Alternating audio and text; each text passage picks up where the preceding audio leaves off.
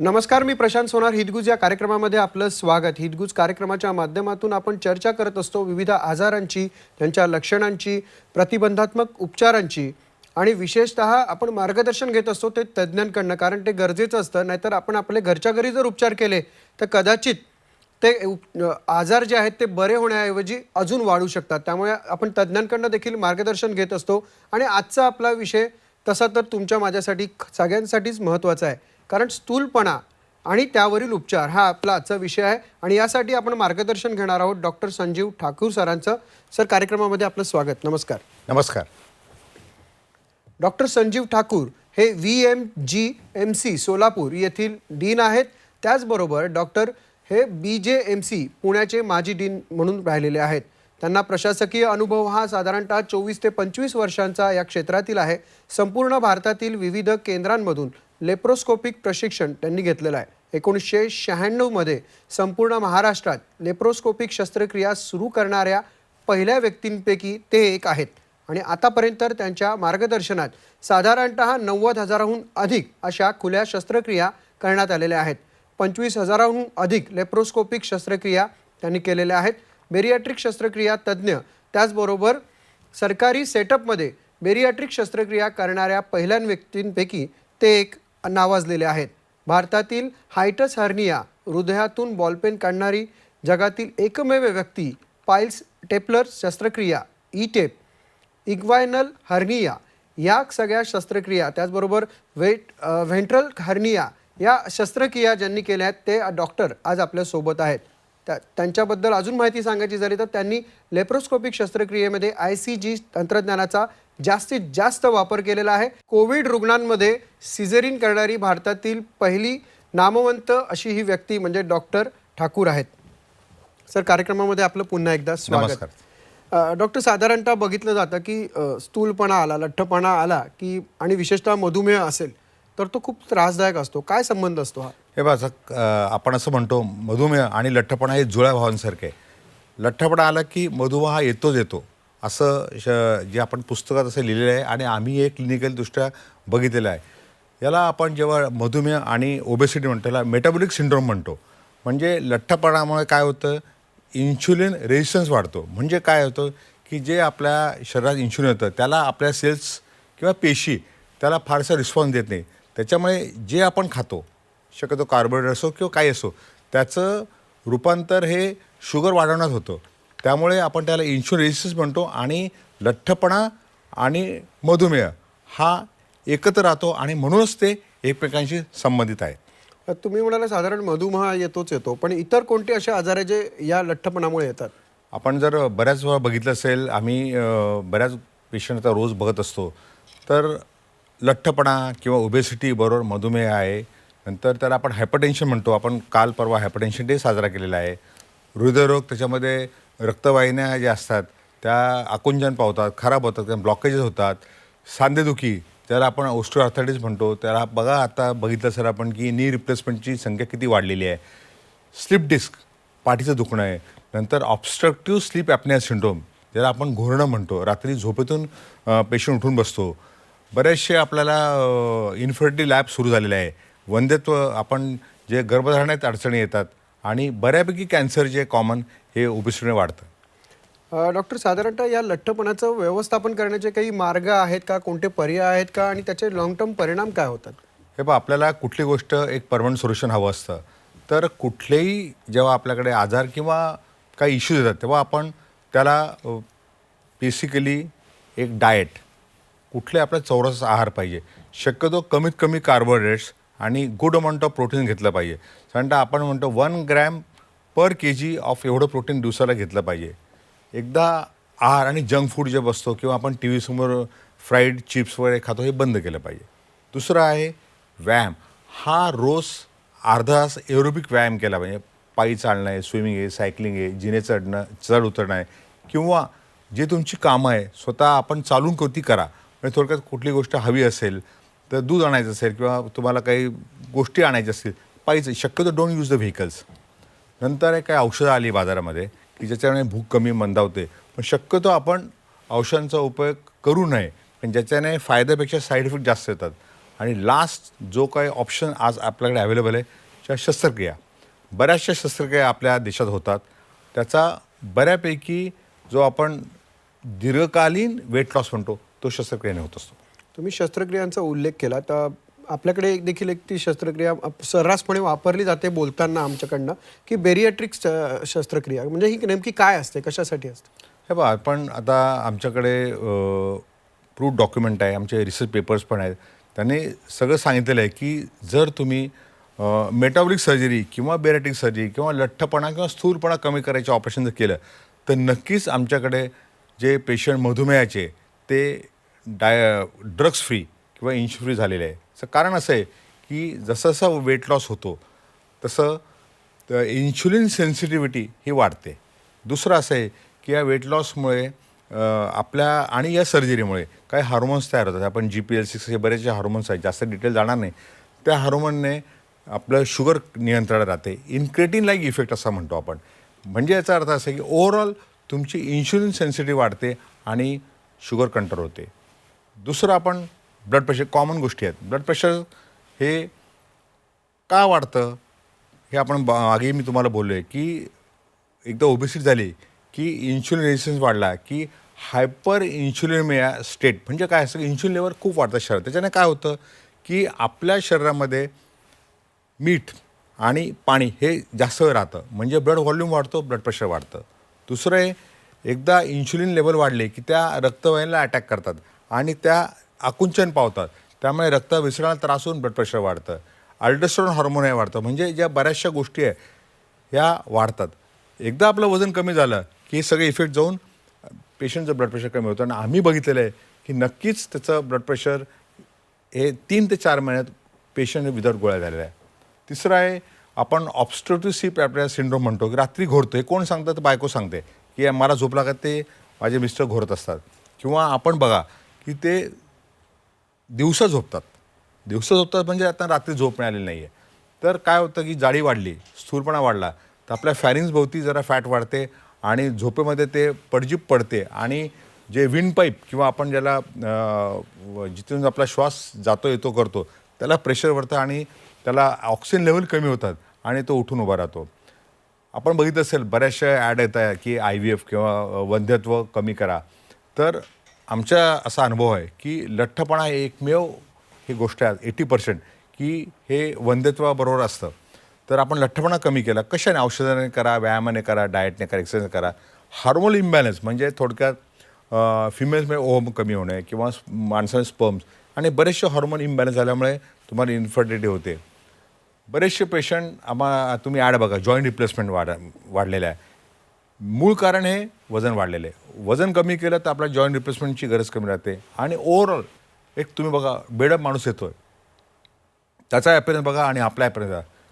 तुमचं फेस जे असतं हा फ्रेशनेस असतो, जीवनाचा दर्जा सुधारतो, एक कॉन्फिडन्स लेवल वाढतो आणि तुम्ही एक पॉझिटिव्ह ॲटिट्यूड सोसायटीच्या समोर जातात. हे ओव्हरऑल बेरियाट्रिक सर्जरी किंवा शस्त्रक्रिया केली आपण तर वजन कमी झाल्या गोष्टीचा ॲडव्हान्टेज आपल्याला मिळतो. आणि ही शस्त्रक्रिया मुळात कोणावर होऊ शकते? कारण या मधुमेह आणि लठ्ठपणा या दोन्ही गोष्टी घालवण्यासंदर्भातली. हे बघा, आता पूर्वी जेव्हा आपल्या ज्या इंटरनॅशनल गाईडलाईन ज्या होत्या तर 30 BMI म्हणायचो, पण आज आपल्या देशामध्ये आपलं डायबिटीज हब झालेलं आहे. त्यामुळे आम्ही ज्या लोकांना ब्लड प्रेशर वाढलेलं आहे किंवा शुगर वाढलेली आहे किंवा आपण त्याला डायबिटीस आहे किंवा टाईप 2 डायबिटीस मेलिटिस आहे आणि BMI 30 आहे किंवा 12 ते 12.5% एक्सेस वेट लॉस आहे, we advise them bariatric surgery. Doctor, शस्त्रक्रिया मुळात केव्हा आवश्यक आहे? कारण हे म्हणजे व्यायाम केला किंवा तुम्ही जसं मगाशी म्हणालात की आहार केला तर त्यांनी ते मदत होऊ शकत नाही का? मग शस्त्रक्रिया कधी करायची? हे बघा, आपण एक लक्षात ठेवू की आपल्याला एक फिटनेस पाहिजे असतो. तेव्हा नुसतं फिटनेस म्हणजे फिजिकल नाही, फिजिकल फिटनेस आहे, मेंटल फिटनेस आहे, सायकोलॉजिकल फिटनेस आहे, इमोशनल फिटनेस आहे आणि इकॉनॉमिकल फिटनेस आहे. तर आपल्याला ऑपरेशन हा शेवटचा पर्याय असावा.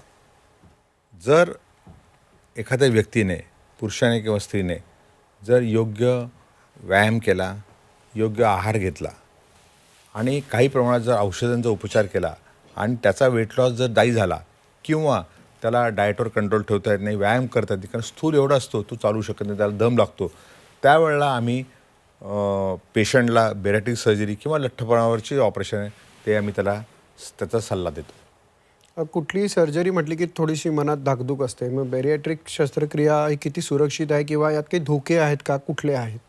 तेव्हा आता आपण जर बघितलं तर कुठलंही पूर्वी जेव्हा आपल्या देशामध्ये किंवा परदेशामध्ये सुद्धा जेव्हा बॅरिएट्रिक सर्जरी सुरू झाली त्यावेळी ती ओपन पद्धतीने किंवा चिरफाड पद्धतीने करत होतो. आता आपल्या देशामध्ये लॅप्रोस्कोपी सर्जरी म्हणजे की होल सर्जरी किंवा छोटे छोटे छिद्र पाडून आपण सर्जरी करतो किंवा रोबोटिक सर्जरी करतो. तर कुठल्याही शस्त्रक्रियेला धोके आहेत. आम्ही काय सांगतो, वजन माप घ्या. जर आपण काहीच केलं नाही तर तुम्हाला 100% धोका आहे. ऑपरेशन केलं तर 10 ते 20% धोका आहे. पण तो धोका आपल्याला घ्यायला लागतो. कुठली गोष्ट विदाऊट धोके आपल्याला मिळत नसते. पण आपलं जे सायन्स आणि टेक्नॉलॉजी एवढी डेव्हलप झालेली आहे की नक्कीच आपण विदाऊट एनी कॉम्प्लिकेशन सर्जरी करायचा प्रयत्न करत असतो. आता आमच्याकडे जर लिटरेचर बघितलं किंवा आमचं स्वतःचा डेटा बघितला तर लेस दॅन 1% चान्स आहे एनी कॉम्प्लिकेशन व्हायचा. डॉक्टर, शस्त्रक्रिया म्हटली की आर्थिक बोजा देखील येतोच. मग ती कुठल्याही क्षेत्रातली असेल किंवा कुठल्याही भागावरची असेल शरीराच्या, ही बॅरिएट्रिक शस्त्रक्रियेच्या संदर्भात जर बोलायचं झालं तर याचा काही इन्शुरन्स किंवा या मेडिक्लेममध्ये येतो का हा भाग? हे पहा, आता कसं आहे की प्रत्येकाला एक इन्शुरन्स कवर लागतो. आपण कार असो किंवा बऱ्याच गोष्टींना घरांसाठी असो आपण इन्शुरन्स घेत असतो. तर माझ्या मते जे काही नॉलेज मला माहिती आहे, 2 वर्षापासून काही कंपन्यांनी बॅरिएट्रिक सर्जरीसाठी इन्शुरन्स क्लेम केलेला आहे. पण त्यांच्या गाईडलाईन जरा स्ट्रिंजंट आहेत. त्यांचं काहीतरी 40-45 BMIच्या वरती असेल तरच शस्त्रक्रिया करावी असं म्हणतात. पण मी स्वतः गव्हर्नमेंट सेक्टरमध्ये काम करतो. सध्या तिथे डीन आहे आणि सध्या सोलापूरला अख्ख्या भारतामध्ये एकमेव हॉस्पिटल आहे की जिथे मोफत शस्त्रक्रिया बॅरिएट्रिक होत असते. जर कोणाला गरज लागली विच इज अनफॉर्च्युनेट किंवा काय असेल तर तुम्ही जर आमच्याकडे आलं तर शासनाच्या माध्यमातून ही शस्त्रक्रिया मोफत होऊ शकते. या शस्त्रक्रियेच्या दिवशी असेल किंवा शस्त्रक्रियेनंतर काही पथ्य पाणी असतात का? काय कशा पद्धतीची ही शस्त्रक्रिया असते? आता कुठली शस्त्रक्रिया म्हटलं म्हणजे त्याची प्री ऑपरेटिव्ह प्रिपरेशन आम्ही असं म्हणतो. तर ह्या पेशंटमध्ये बऱ्यापैकी एक फॅटी लिव्हर कॉन्सेप्ट असतो. म्हणजे बऱ्यापैकी लिव्हरची साईज वाढलेली असते. तर आम्ही त्या पेशंटला ऑपरेशनच्या आधी त्याची मानसिक तयारी झाल्यावर 3 आठवडे ते 1 महिना depending upon his BMI, depending upon his liver size किंवा काही सिम्प्टम असेल त्याला आम्ही लो कॅलरी फूड देतो. साधारणतः नॉर्मली हे लोक 2500 ते 3000 कॅलरी पर कॅलरी दिवसाला फूड घेत असतात. आम्ही त्यांना हायपो कॅलरी 800 ते 900 कॅलरी पर डे देतो आणि साधारणतः 3 आठवड्यानंतर आम्ही त्यांना शस्त्रक्रिया घेत असतो. आणि ज्यानंतर ह्या तपासण्या झाल्या की एक बेसिक तपासण्यांचा एक प्रोटोकॉल आहे. त्याच्यामध्ये अल्ट्रासाऊंड असतो, काही रक्त तपासण्या असत्या, कधी कधी आम्ही पेशंटला कार्डिओग्राम असतो, 2D इको असतो, काही लोकांना आम्ही कॉरोनरी अँजिओग्राम किंवा स्ट्रेस थॅलेम करायला लावतो. आणि साधारणतः आम्हाला एक बाय अँड लार्ज एक 45 मिनटं लागतात ऑपरेशनला. एखाद्या वेळेला जास्त वेळ लागू शकतो. तो 4 तासात चालतो आणि त्या 3 तास आम्ही त्याला रिकव्हरीत ठेवतो. 4 तासात चालल्यावर आम्ही त्याला रुटीन वॉर्डमध्ये शिफ्ट करतो आणि त्याला आमचं सारखं लक्ष असतं, मॉनिटर आमच्याकडे असतं. आमच्या मोबाईलवर सुद्धा अशा पेशंटचे आम्ही तपासण्या बघत असतो, काय चाललं आहे, त्यांचा हार्ट रेट किती आहे किंवा ब्लड प्रेशर किती आहे. आणि एक आठवडाभर आम्ही त्यांना लिक्विड डाएट देतो, 2 आठवडे आम्ही त्यांना सॉफ्ट डाएट देतो आणि रेग्युलर फूड आम्ही 1 महिन्यानंतर चालू करतो. पण हे रेग्युलर फूड म्हणजे काय नक्की? कारण आहार कसा ठेवायचा शस्त्रक्रियेनंतर? आता जेव्हा आपण ह्या पेशंटला देतो आहार, ते आमच्या हॉस्पिटल डायटिशियन आहेत. तर त्यांचं आम्ही बऱ्याच सेंटर ट्रेनिंग करून घेतलेलं आहे. तर पहिले 15 दिवस आम्ही त्यांना लिक्विड डाएट घ्यायचा प्रयत्न करतो, नंतर सॉफ्ट डाएट आणि नंतर आपण रेग्युलर फूड. याच्यामध्ये बहुतांशी आम्ही लो कार्बोहायड्रेट फूड देतो आणि मोस्टली प्रोटीन्स देतो. त्याच्यामुळे काय होईल की त्याची झीज भरून येते आणि एकदा कार्बोहायड्रेट्स कमी केले की शरीरातली फॅट पण कमी होऊ लागते. जी काही फॅट आहे ती कॅलरीमध्ये त्याचं रूपांतर होऊन त्याचा वेट लॉस पण होतो. आणि ओव्हरऑल जेव्हा आम्ही बायपास करतो त्यावेळेला प्रोटीन्स हे पचायला बऱ्यापैकी हलके असतात कम्पॅरेटिव्ह द फॅट्स. त्यामुळे ह्या ज्या गोष्टी आम्ही दिल्या त्यांना, पहिल्यांदा लिक्विड डाएट म्हणा, नंतर सॉफ्ट डाएट म्हणा किंवा नंतर ठोस आहार, आणि त्याला आहार जे आमच्याकडे आहार तज्ज्ञ आहेत त्यांचं मार्गदर्शन घेतो. आणि बऱ्याच वेळा ह्या जे शस्त्रक्रिया करतो ह्या शस्त्रक्रियानंतर जे आपण व्हायटॅमिन डेफिशियन्सी होत असते त्यामुळे आम्ही त्यांच्या रेग्युलर महिन्याला तपासण्या करतो आणि ज्या डेफिशियन्सी होतात ते आम्ही मिनरल्स म्हणा किंवा व्हिटॅमिन त्यांचे सप्लिमेंट देतो, जेणेकरून पेशंटला या शस्त्रक्रियेचे दुष्परिणाम दिसून येत नाहीत. डॉक्टर, एखादी शस्त्रक्रिया झाल्यानंतर बॅरिएट्रिक शस्त्रक्रियेच्या बाबतीत आपण जर स्पेसिफिक लक्षात घेतलं तर मुळात रुग्णांचं वजन वाढण्याची शक्यता परत असते का, किंवा परत मधुमेह किंवा इतर संबंधित आजार होऊ शकतात का की त्याला काही ड्युरेशन आहे? हे पहा, नॉर्मली जर पेशंटचं ऑपरेशन अगदी व्यवस्थित झालं आणि त्याने योग्य फॉलोअप केला आमच्या डॉक्टरांकडे 6 महिन्याने, सुरुवातीला आम्ही महिन्याला सांगतो, मग 3 महिने 6 महिने, आणि त्याने जर योग्य आहार जो आम्ही देतो, प्रिस्क्राईब करतो, व्यायाम आणि मानसिकता, जीवनशैली ही जर त्याने चांगल्या प्रकारे किंवा निरोगी अवलंबली, थोडक्यात त्याने अल्कोहोल हॅबिट्स म्हणा किंवा ज्या बिंज ड्रिंकिंग म्हणा, टोबॅको म्हणा, स्मोकिंग म्हणा, ह्या जर त्याने नीट केलं आणि ह्या शिस्तीचं पालन जर त्याने तंतोतंत पाळलं तर नक्कीच वजन वाढत नाही. पण याच्यापासून तो आवे गेला किंवा आपण शिस्तीचं पालन जर नाही केलं तर त्याचं काही वर्षानंतर वजन परत वाढण्याची शक्यता असते. डॉक्टर, तुम्ही एवढे वर्ष या क्षेत्रामध्ये कार्यरत आहात, बऱ्याच गोष्टींचे यशस्वी असे अनुभव असतील, एखाद दोन सांगू शकता अगदी थोडं? हां, एक महत्त्वाचं सांगतो की 2 महिन्यापूर्वी एक इसम वय असेल सांगता एक 35, त्याचं 190 किलो वजन होतं आणि 190 किलो वजन होतं आणि त्याने पुण्याला 3-4 हॉस्पिटलला दाखवलं होतं. त्याला एकतर खर्च सांगितला, 10 लाख रुपये खर्च सांगितला, पुढे वाढू शकतो. दुसरं त्याला सांगितलं की तुला व्हेंटिलेटरी सपोर्ट लागू शकतो, म्हणजे कृत्रिम श्वासोच्छ्वास त्याला म्हणतो आपण, पोस्ट ऑपरेटिव्ह लागू शकतो. तिसरं, ऑपरेशन करतानाही गॅरंटी नाही, नंतरही काही होऊ शकतं. ओव्हरऑल त्याला डिप्रेस केलं आणि त्याने कुठेतरी एक आमचं नाव ऐकलं की मी आणि माझा मुलगा आम्ही हे ओबेसिटीचं सर्जरी सोलापूरला शासनाच्या माध्यमातून करत असतो. कुठेतरी ऐकलं. नंतर मी माझ्या केबिनमध्ये बसलेला असताना नवरा बायकोन 2 मुलं येऊन रडायला लागली.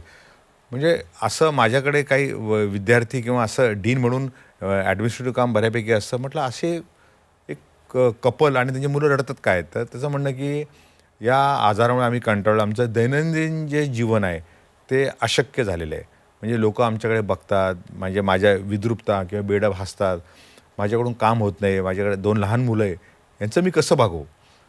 आणि त्याने वाचलं होतं पुस्तकातून, काही पेशंटचे टेस्टिमोनियल त्याने ऐकले होते की आम्ही ऑपरेशन करतो, मग त्याला एक अर्धा तास कुठल्याही गोष्टीला तुम्हाला शस्त्रक्रियेच्या आधी काउन्सिलिंग करायचं. त्याला मी आत्मविश्वास त्याचा जो होता कमी झालेला होता तो वाढवला, प्रेमाने बोलून, काही व्हिडिओ दाखवून, आणि त्याला आम्ही ऑपरेशन तयार केलं. माणसे ते बायकोला समजून सांगितलं की धोका जरी असेल तरी आमच्याकडे, आमच्या हॉस्पिटलमध्ये बऱ्यापैकी आम्ही खूप काळजी घेतो आणि खूप शक्यता कमी आहे. तो तयार झाला, त्याची मिसेस तयार झाली, लहान मुलं असतं त्यांना आम्ही चॉकलेट देऊन हसवलं, ते मुलं हसरली, त्यालाही बरं वाटलं. 1 महिन्यात आम्ही त्याचं ऑपरेशन केलं आणि तो आता 152 किलो आहे आणि परवाच ते येऊन भेटून गेले आणि तो कामाला लागलेला आहे. मग त्यांचं घर चालू झालेलं आहे, त्याचा कॉन्फिडन्स वाढलेला आहे आणि तिचे मुलं हसायला लागले, मुलं शाळेत जायला लागले. ओव्हरऑल ती फॅमिली या सर्जरीमुळे नक्कीच पुढे आलेली आणि त्या व्याधी म्हणा किंवा तो ताण त्यातून ते मुक्त झालेले आहेत. ॲक्च्युली बरं झालं की तुम्ही हा अनुभव सांगितला, कारण 190 किलोवरनं साधारणतः 152 किलो वजन येणं हे त्या व्यक्तीला जास्त चांगल्या रीतीने समजू शकतो की किती आपल्यामध्ये फरक पडलेला आहे.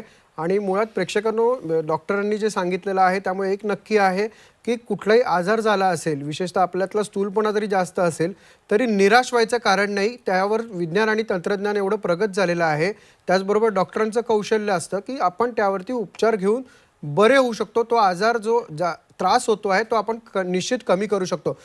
डॉक्टर, कार्यक्रम संपायची वेळ झाली आहे, काय जाता जाता काय संदेश द्याल? हे पहा, आता आपण बघतोय की शासनाने बरेच उपक्रम लागू केले आहेत. त्यात अवयवदान म्हणा किंवा ओबेसिटी मुक्त भारत, अशा बऱ्याच गोष्टी आपल्या माननीय पंतप्रधानांनी सांगितलेल्या आहे. माझं म्हणणं मूळ कारण आहे ओबेसिटी आहे. आपल्याला कळलं पाहिजे, आपल्या साधी गोष्टी, आपल्याला पॅन्ट बसते नाही तर आपल्याला सांग की आपले फॅट वाढलेले. आपण त्याच वेळा जर योग्य आहार, नंतर मानसिकदृष्ट्या आपण सक्षम झालो आणि वेळेवर व्यायाम केला तर या 3 गोष्टीचं आपण पाळल्यानं नक्कीच आपल्याला हे ऑपरेशनची वेळ येणार नाही किंवा आपल्या फॅमिलीवर किंवा समाजावर या ओबेसिटीचा दुष्परिणाम होणार नाही असे मला वाटते. नक्कीच, म्हणजे थोडक्यात वेळ नाही असं कारण देऊ नये, स्वतःच्या शरीराची काळजी घेताना किंवा कुटुंबाच्या शरीराची काळजी घेताना असा एक तुम्ही संदेश दिलेला आहे. डॉक्टर संजीव, तुम्ही इथे आलात, आणि खूप चांगल्या पद्धतीने मार्गदर्शन केलं, त्याबद्दल आपले धन्यवाद. धन्यवाद. प्रेक्षक हो, तुम्हालाही या संदर्भात जर काही अडचणी वाटत असेल, काही उपचार घ्यायचे असतील, तर निश्चितच तुम्ही आतापर्यंत दिसत होते ते सगळे नंबर टिपून घेतले असतील आणि तुम्ही यापुढे त्या नंबरवरती संपर्क साधून स्वतःवरती उपचार करून घ्या किंवा आपल्या जवळच्यांवरती जर त्यांना गरज असेल तर निश्चितच उपचारासाठी हे मार्गदर्शन तुम्ही करू शकता. तुर्तास हितगुज कार्यक्रमामध्ये वेळ झाली, आता इथेच थांबण्याची. पाहत राहा झी 24 तास.